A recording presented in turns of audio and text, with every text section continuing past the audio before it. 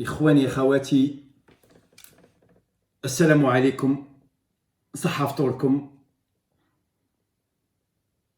الزل tout le monde. Bonsoir tout le monde. تحية خالصة لكل الشعب الجزائري، تحية لكل أحرار داخل وخارج الوطن، تحية لكل المظلومين في سجون الظلم والاستبداد، وتحية خالصة لكل المصابين ربي يشفيهم إن شاء الله، وتحية خالصة أيضا لكل الطاقم والسلك الطبي في الجزائر، وتحية خالصة لكل الشعب الجزائري. صحة فطوركم. في إطار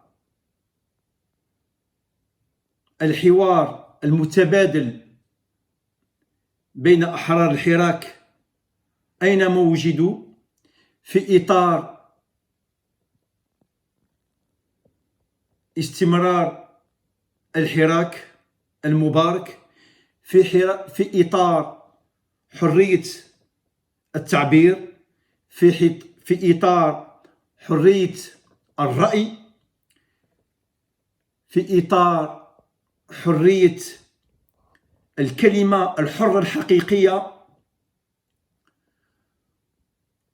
أريد بلا إطالة أن أتكلم على نقطتين. Je souhaiterais aborder deux points. النقطة الأولى تخص بمسودة الدستور، le brouillon de la Constitution.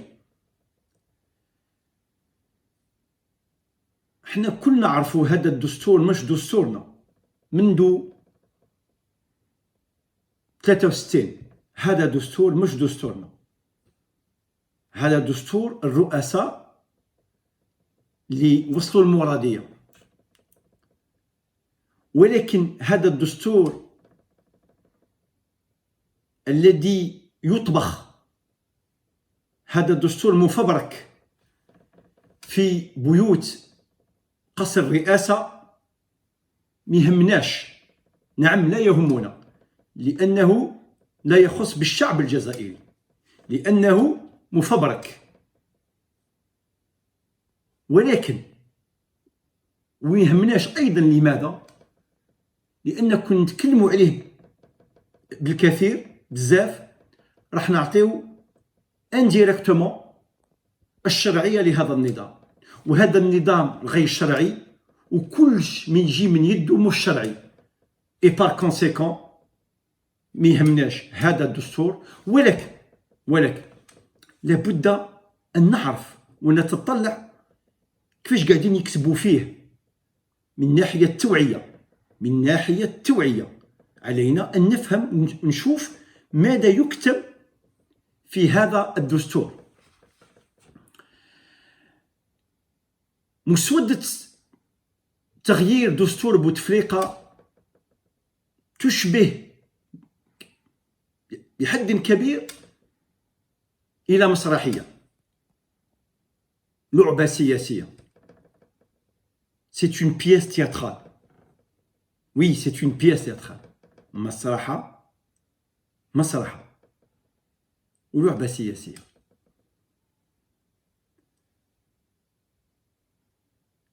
أنا لا أريد أن أتكلم على مواد تجاوزها الزمن كمادة تحديد أهداف الرئاسية، la limitation des mandats présidentiels. ولا أريد أن أتكلم عن المادة التي تنص على حرية التعبير المزعومة، حرية التعبير المزعومة présupposée. ولا أريد أن أتكلم عن النقطة التي تتعلق بنيابة رئيس الجمهورية الذي يود استحداثها. C'est une nouveauté مثل الولايات المتحدة الأمريكية. يا خوتي، يحبوا يخلقوا ان بوست تاع فيس بريزيدون كيما في الولايات المتحده. والله نديروا مقارنه صغيره، اون بتيت كومباريزون برك باش تشوفوا كيفاش الديمقراطيه تاعنا ما كانش خلاص. الولايات المتحده داو الاستقلال تاعهم في 1776 4 جويلية 1776 لو 4 جويي 1776 انتهت كتابة دستور الولايات المتحدة 17 سبتمبر 1787 11 سنة بعد الاستقلال، c'est-à-dire 11 ans après l'indépendance des États-Unis ils ont fini كملوا كتابة الدستور نتاعهم، c'est-à-dire la constitution تاعهم elle a vu le jour le 17 septembre 1787. دستور واحد إلى يومنا هذا، دستور واحد، une seule constitution، quelques amendements، دستور واحد. première puissance du monde عندها دستور واحد للدرك من 1787 إلى 2020. دستور واحد ل 330 مليون نسمة. مقارنة بالجزائر حنا دينا الاستقلال 5 جونيو 62. كل رئيس يوصل إلى المرادية يريد كتابة دستوره، يريد أن يفبركيو له ولا يطبخوا له الدستور نتاعو. تسمى دستور كل 7 سنين، وبو دو 7 لازم اون كونستيتيوسيون. تسمى حنا داخلين في الدستور التاسع، الدستور التاسع، ريكور مونديال، قياس عالمي. هذه ظاهرة ظاهرة تاع تخربيش، تاع اون بريفابريكاسيون، تاع سي دو بويونمون يعيطولو. هذه باين تخربيش، يخربشوا على ظهر الشعب. أريد منا راح من الناحية التوعية نفسر لكم، جيساي دو ديكورتيكي واش حابين يكتبوه، واش حابين يكتبوه في هذا الدستور المزيف. وهذا الدستور أو مش دستورنا، لأن الدستور هو عقد اجتماعي بين الجزائريين، c'est un contrat social entre les Algériens.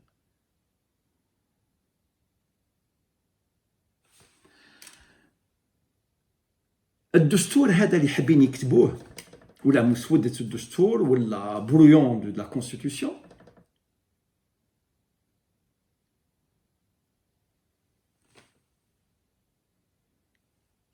يتعلق أنا ما يهمنيش واش كتبوا المواد كاملة، أنا علاه خرج الحراك، خرج على مطلب مهم، هي القضاء، لا جوستيس، لو بوفوار جوديسيال.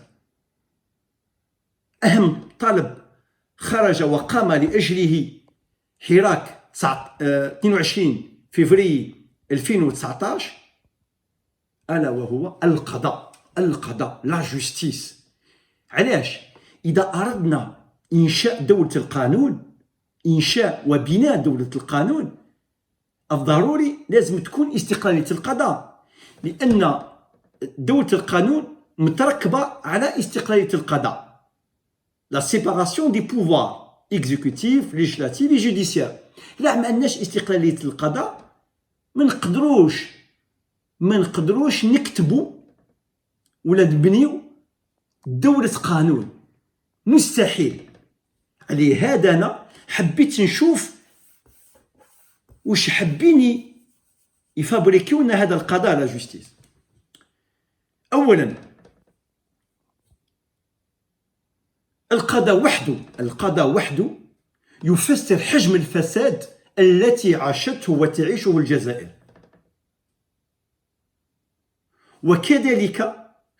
وكذلك يفسر غياب بوتفليقة ل7 سنوات أمام صمت كل الهيئات العليا، وهو أيضا يفسر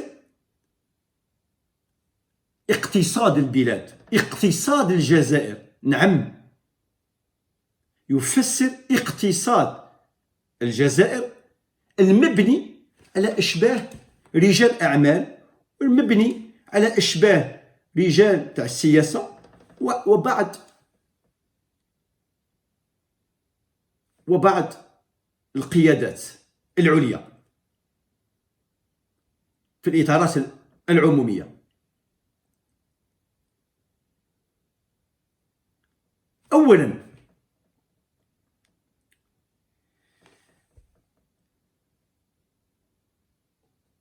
هم يحوسوا تغيير القضاء، والقضاء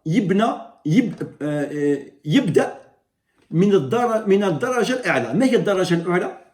هي المجلس الأعلى للقضاء. لابد نفهم هذا، لازم علينا لن نتجاهلها، لابد أن نفهمها منيح. القضاء وين معلق؟ القضاء متعلق يبدأ باللو كونساي سوبريم دو لا ماجستراتور، المجلس الأعلى للقضاء. والمجلس الأعلى للقضاء هذا يضم رئيس الجمهورية، والأغرب من هذا هو الرئيس الجمهورية هو رئيس المجلس الأعلى للقضاء. هذا في دستور سعيد بوتفليقة، سادير رئيس الجمهورية هو بعد رئيس المجلس الأعلى للقضاء. شوفوا بعد كيف هاي بعد مع الدخله بعد ما كانش استقلالية القضاء. النقطة الثانية، دوك نشوفوا الخروقات في الدستور السابق وميكملوا عليها في الدستور هذا. ما هي الخروقات؟ نائب المجلس الأعلى للقضاء هو ليس وزير العدل وحافظ الأختام، سي با المينستر دو لا جوستيس et le garde des Sceaux، لأن تم إبعاد وزير العدل واستبداله برئيس المحكمة العليا. تبعوا مليح، تم إبعاد من نيابة المجلس الأعلى للقضاء واستبداله برئيس المحكمة العليا. ومن يعين رئيس المحكمة العليا؟ ألا ولا هو رئيس الجمهورية. دوزيام بوان، النقطة الثانية، شوفوا كيفاش استقلالية القضاء ما كانش خلاص كل متعلقة بالرئيس. النقطة الثالثة، نشوفوا منيح تشكيلة مجلس الأعلى للقضاء، لو كونساي سوبريم دو لا ماجستراتور، فيه 27 عضو، 27 ممبر، 27، حفظوها منيح، 27 عضو. 12 عضو من 27 يتم تعيينهم بقوة القانون الجزائري.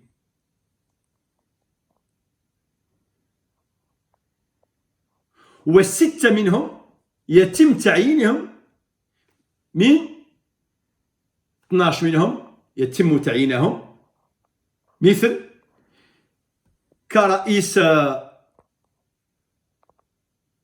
كرئيس المحكمة الدستورية وكرئيس الهيئة لحقوق الإنسان. وكاين أيضا قداه يبقاو 15. ال15 يتم تعيينهم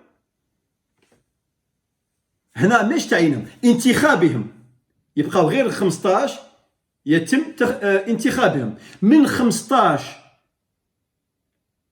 اللي تم انتخابهم يوجد 5 يتم تعيينهم. تما كون نديروا الحساب لو توتال من 27 عضو 27 ممبر كاين غير 10 تم انتخابهم بطريقة ديمقراطية. عندك 27 عضو، ومن 27 عندك 10 عضو تم انتخابهم.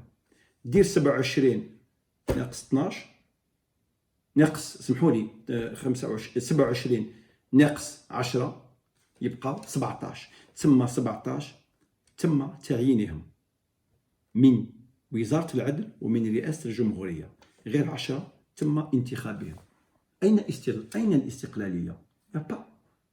يعني ديزيكيليبر. شوفوا منيح، عندكم 17 تم تعيينهم و10 تم انتخابهم. 17 nommés désignés et 10 ils sont élus. أين استقلالية القضاء؟ هذه الاستقلالية القضاء يهضروا عليها. ولهذا وكاين حتى مادة تهضر على حقوق الصحافة. ما كاين حتى مادة تهضر على حقوق وحرية الصحافة، ما كاين حتى مادة. لأن الصحافة في البلدان الحديثة dans les pays démocratiques c'est un contre-pouvoir, c'est le quatrième pouvoir. سلطة في السلطة هي اللي تمد العدالة الاجتماعية، ما كاين حتى مادة تهضر عليها. ولهذا يا خوتي، ولهذا هذا الدستور ننساو عليه. لا، ما عنده حتى فايدة للشعب الجزائري، لأن هذا الدستور مش نكتبوه، مش هذا دستور قاعد يكتب في بيوت الرئاسة. شوفوا الخداع والمراوغات تاع هذا النظام. يخرجوا مسودة الدستور، تم تسريب مسودة الدستور في فترة الحجر الصحي وفي فترة الوباء. أين المناقشات؟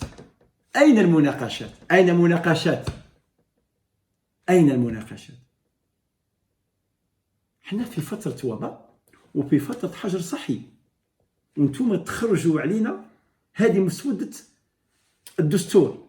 أين المناقشات؟ هذا نظام فاسد، ما يعرفش ما هي الديمقراطية. حنا مازلنا في لي زاني 70. ولهذا هذا الدستور لا يرضي ولا له ليس له أي فائدة إلينا. le seul bénéfice, le seul espoir، الأمل اللي بقى لنا هو استمرار الحراك لإنشاء دولة القانون. إذا أردنا إنشاء دولة القانون علينا استمرارية الحراك المبارك. لا نستطيع إنشاء دولة قانون بلا استقلالية العدالة، بلا حرية التعبير، بلا حرية الصحافة.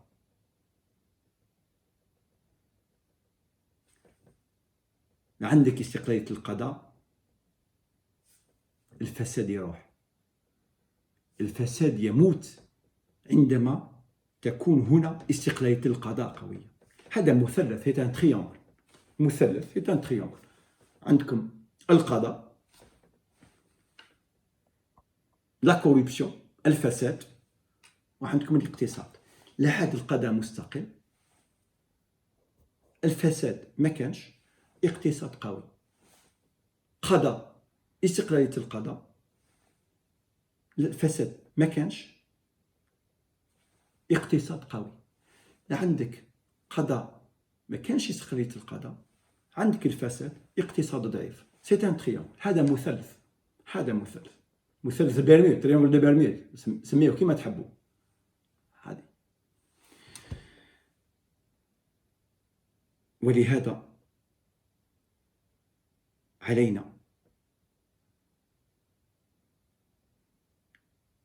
استمرارية الحراك.